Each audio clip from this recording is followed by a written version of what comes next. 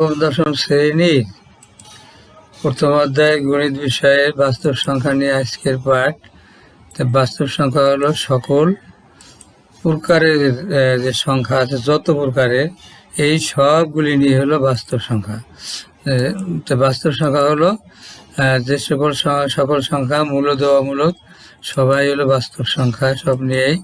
এবার মূলদ সংখ্যা, যে সকল সংখ্যার বর্গমূল পূর্ণ সংখ্যা হয় তাকে মূলদ সংখ্যা বলে। যেমন 4-এর বর্গমূল 2, 9-এর বর্গমূল 3, এরা মূলদ সংখ্যা। অমূলদ সংখ্যা, যে সকল সংখ্যার বর্গমূল পূর্ণ সংখ্যা হয় না তাকে অমূলদ সংখ্যা বলে। যেমন √2, √3, √5, এদের রুট করলে অসীম দশমিক ভগ্নাংশ হয়, এ কারণে এরা অমূলদ সংখ্যা। পূর্ণ সংখ্যা, যে সকল শূন্য সহ সকল ধনাত্মক ও ঋণাত্মক সংখ্যাকে পূর্ণ সংখ্যা বলে। যেমন 0 +-1, +-1 বলতে বোঝায় +1 -1। অনুরূপভাবে +-2, +-3, +-4, এভাবে অসংখ্য পূর্ণ সংখ্যা আছে। ভগ্নাংশ, কোনো সংখ্যার ভাঙা অংশকে ভগ্নাংশ বলে। যেমন 0.31, 2.376, 11/8, 7/3, এগুলি হলো ভগ্নাংশ বা সংখ্যার ভাঙা অংশ। ধনাত্মক সংখ্যা, 0 থেকে বড় সকল সংখ্যাকে ধনাত্মক সংখ্যা বলে।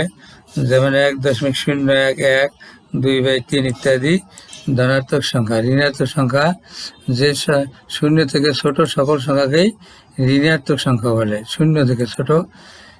এবার সাধারণ ভগ্নাংশ, যে সকল ভগ্নাংশের লব ও হর থাকে এবং লব হর দ্বারা বিভাজ্য হয় তাকে সাধারণ ভগ্নাংশ বলে। দশমিক ভগ্নাংশ, যে সকল সংখ্যার দশমিক দ্বারা ব্যবহার করা হয় তাকে দশমিক ভগ্নাংশ বলে। যেমন 2.1, 4.03, 9.32, 0.23 ইত্যাদি দশমিক ভগ্নাংশের উদাহরণ। মৌলিক সংখ্যা, যে সকল সংখ্যা এক ব্যতীত অন্য কোনো এবং যে সকল সংখ্যা এক ও ওই সংখ্যা ব্যতীত অন্য কোন সংখ্যা দ্বারা বিভাজ্য না তাকে মৌলিক সংখ্যা বলে। যেমন 2, 2 এবং 1 দ্বারা বিভাজ্য কিন্তু অন্য কোনো সংখ্যা দ্বারা বিভাজ্য না। 3, 5, 7 অনুরূপভাবে এরা এই সংখ্যা দ্বারা বিভাজ্য কিন্তু অন্য কোনো সংখ্যা দ্বারা ভাগ করলে এদের ভাগফল পূর্ণ সংখ্যা হয় না, এই কারণে এরা মৌলিক সংখ্যা। যৌগিক সংখ্যা, যে সকল সংখ্যা ওই সংখ্যা ব্যতীত অন্য কোনো সংখ্যা দ্বারা নিঃশেষে বিভাজ্য তাকে যৌগিক সংখ্যা বলে। যেমন 4 দ্বারা বিভাজ্য, এছাড়াও 2 দ্বারা বিভাজ্য, 6, 2 ও 3 দ্বারা বিভাজ্য, 8, 2 ও 4 দ্বারা বিভাজ্য, 9, 3 দ্বারা বিভাজ্য, 10, 2 ও 5 দ্বারা বিভাজ্য, এগুলিকে বলে যৌগিক সংখ্যা।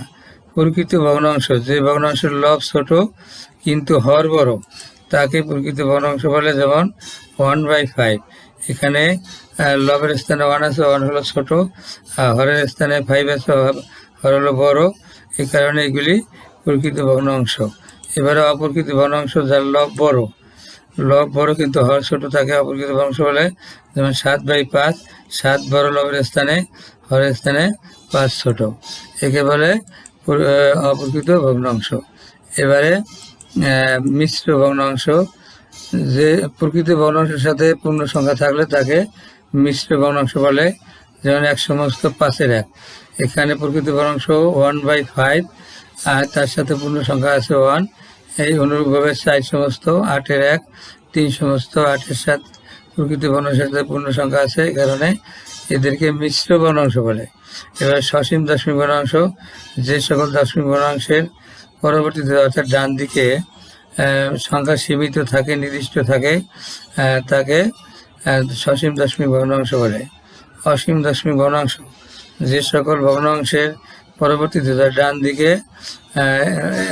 অনবরত সংখ্যা থাকে, অনেক সংখ্যা থাকতে পারে, অঙ্ক থাকতে পারে, তাকে বলে অসীম দশমিক ভগ্নাংশ।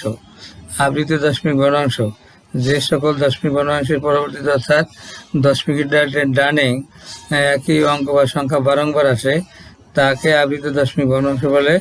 যেমন 2.25, 2.5 বারবার আসছে 2.5, এখানে 2.5 আবৃত, 2 আবৃত, 5 আবৃত।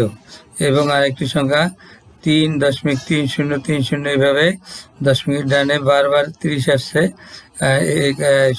3 শূন্য আসছে, এই জন্য এই অঙ্কটা একটু ভুল আছে অবশ্য। 3 আবৃত 0 আবৃত হবে, এখানে আগে হবে 3 আবৃত, পরে হবে 0 আবৃত। ধন্যবাদ সবাইকে, যে যেখানে থেকে ভালো থেকে, আল্লাহ হাফেজ।